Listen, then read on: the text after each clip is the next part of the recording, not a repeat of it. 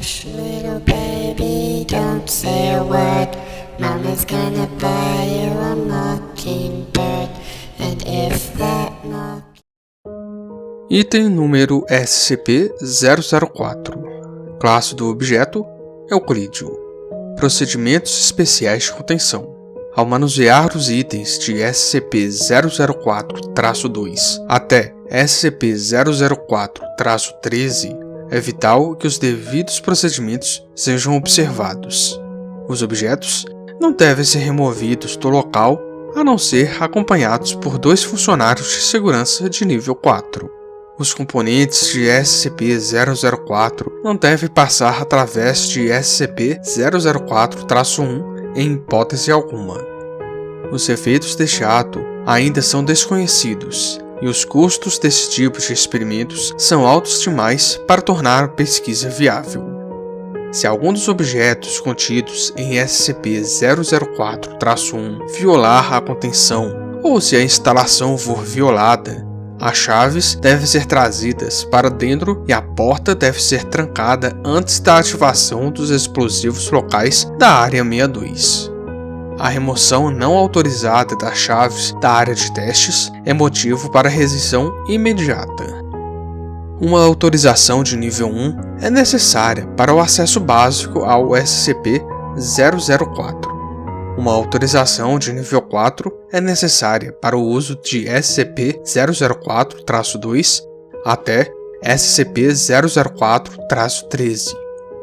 Descrição: SCP-004 consiste em uma velha porta, ou seja, o SCP-004-1, e um conjunto de 12 chaves de aço enferrujadas, que são SCP-004-2 até SCP-004-13. A porta é a entrada para uma fábrica abandonada em... Histórico cronológico: 2 de julho de 1949.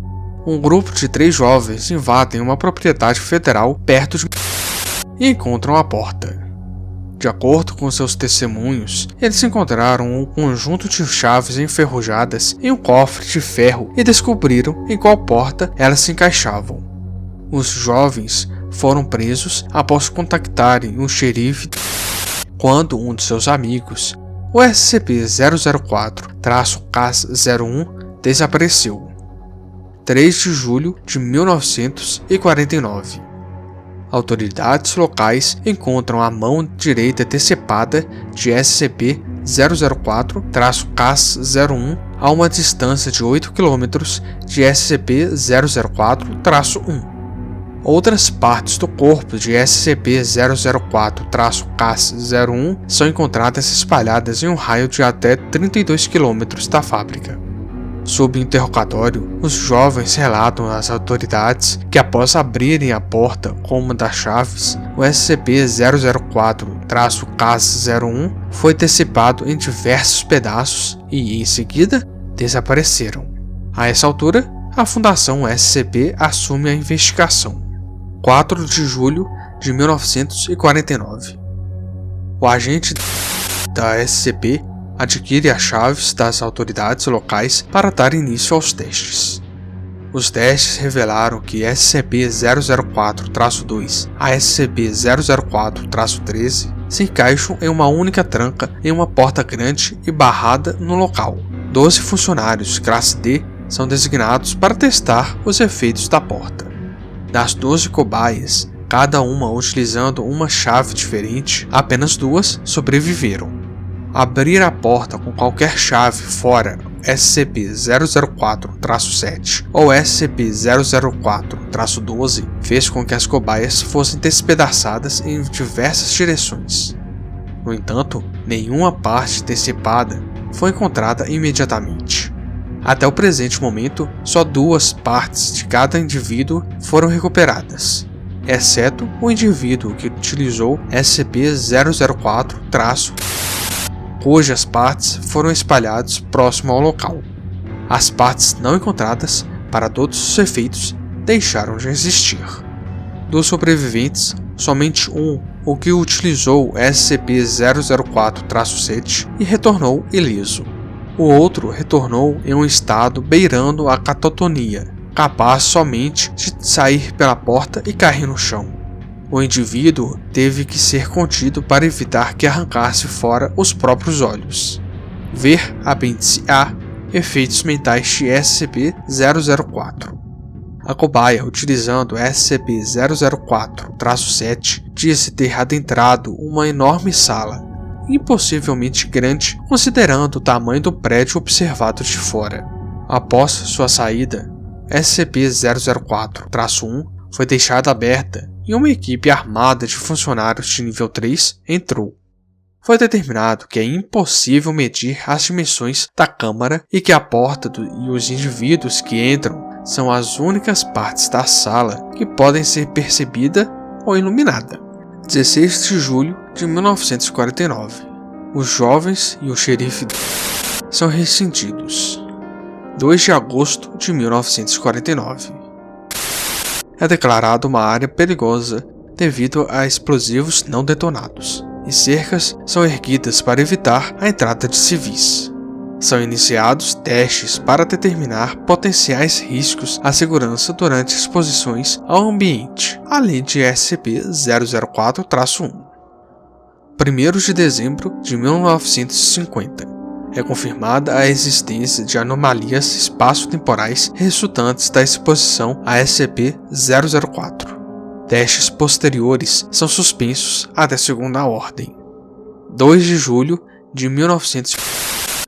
Os pedaços desaparecidos de SCP-004-CAS-01 aparecem inesperadamente fora de SCP-004-1. Apesar de sua morte ter ocorrido décadas atrás, os restos mortais de SCP-004-CAS-01 não apresentam nenhum sinal de decomposição e ainda são mornos ao toque.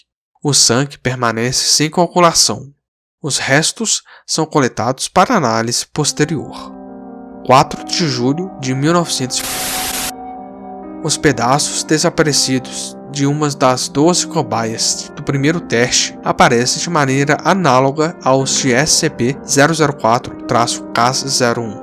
Os restos mortais são designados como SCP-004-CAS-02. Registros sugerem que tanto o SCP-004-CAS-01 quanto o SCP-004-CAS-02 utilizaram SCP-004-21 de março de 1999. Com a enorme proliferação de armas nucleares e estando a Terceira Guerra Mundial a meros anos no futuro, é iniciada a construção de uma instalação dentro de SCP-004-1. A instalação deverá conter suprimentos para manter pessoas por dia. 21 de abril de 1999. Ordena a expansão das instalações dentro de SCP-004-1, que agora deverá possuir capacidade de armazenamento emergencial para todos os espécimes portáteis de SCP e para uma base de dados de petabytes, contendo todas as informações SCP. A instalação é agora denominada Área 62. 25 de setembro de 2000. A Área 62 encontra-se operacional. Laboratórios e unidades de contenção foram concluídos e podem conter espécimes de alta periculosidade. É iniciada a criação de cópias de segurança da base de dados SCP. 25 de janeiro de 2001. Devido a anomalias temporais, ver anomalias espaço-temporais, todos os funcionários trabalhando na Área 62 devem obrigatoriamente residir no local em caráter permanente. As famílias destes funcionários devem ser informados de que seus entes queridos pereceram em um acidente industrial. Corpos clonados são providenciados para funerais. 14 de agosto de 2003. Ocorre uma queda de energia em larga escala no nordeste dos Estados Unidos e parte do Canadá. Devido a falhas técnicas em diversos geradores SCP, a área 62 permanece sem eletricidade por 53 minutos, e as pessoas no local sem qualquer fonte de iluminação durante esse período. Os envolvidos reportaram sentir criaturas e pessoas, apesar de não terem sido identificados ou visto presença de nenhuma entidade anormal.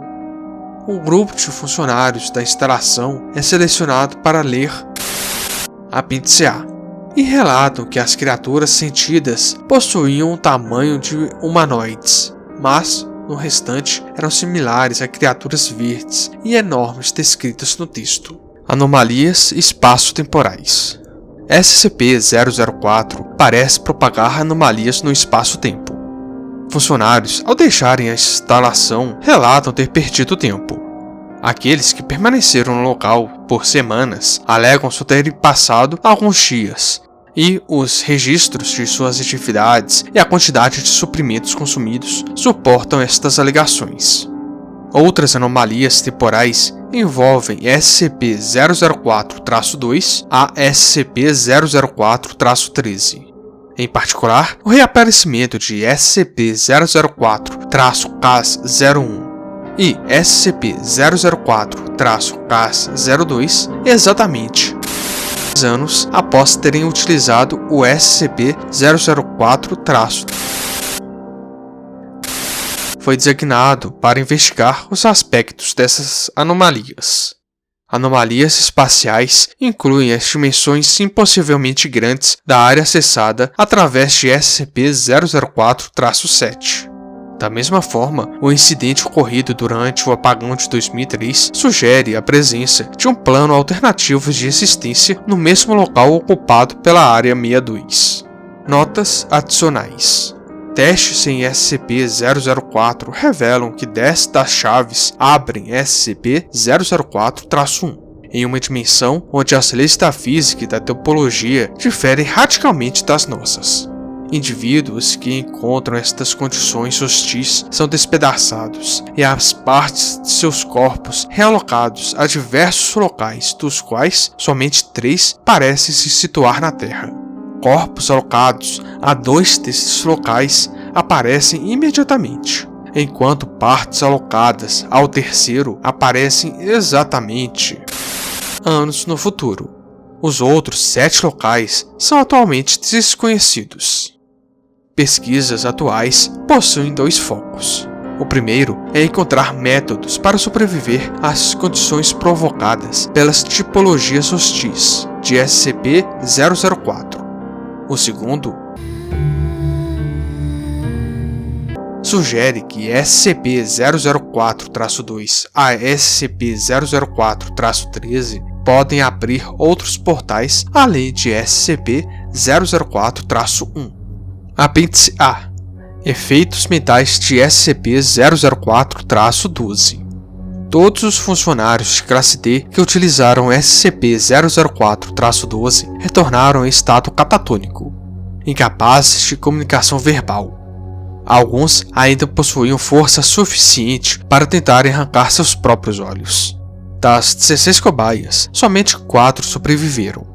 Destas, somente uma recuperou a habilidade de falar após ser submetida à psicoterapia por longo prazo. Ele foi capaz de dizer ao psiquiatra que viu uma criatura verde maciça, tão grande que a maioria de seu corpo não cabia em seu campo visual. Ele também relatou ter sentido um medo inato e ter sido capaz de reconhecer a criatura imediatamente. Segundo o que ele conta, entre aspas, como se fosse algo que estivesse enterrado profundamente nos meus medos primitivos. Além de relatar a implementação de memórias, entre aspas, incompreensíveis. O paciente apresenta amnésia aguda, apêndice B. Informações adicionais. Item número SCP-004-14. Data de descoberta: 9 de fevereiro de 1950. Origem do objeto: objeto descoberto na fábrica onde se localiza SCP-004-1, em um escritório da administração. Descrição: o objeto aparenta ser uma caixa grande, de madeira sem verniz. Algo por volta de 182 cm por 129 cm. A caixa pode ser destrancada pela chave segura SCP-004-7, bem como por 5 das chaves perigosas. Ver documento SCP-004-1. Ao destrancar SCP-004-14 com SCP-004-7, a caixa abre automaticamente com dobradiças. O volume do espaço interior é precisamente 5 vezes maior do que o sugerido pelas dimensões externas do objeto. Itens inseridos em seu interior enquanto o objeto permanece aberto não alteram seu peso ou qualquer outra de suas propriedades. No entanto, quando a tampa é fechada e a caixa trancada, todos os itens de seu interior desaparecem irremediavelmente. Indivíduos trancados dentro da caixa também desaparecem de forma permanente. O desaparecimento de pessoas desta maneira parece afetar significativamente os sonhos vivenciados por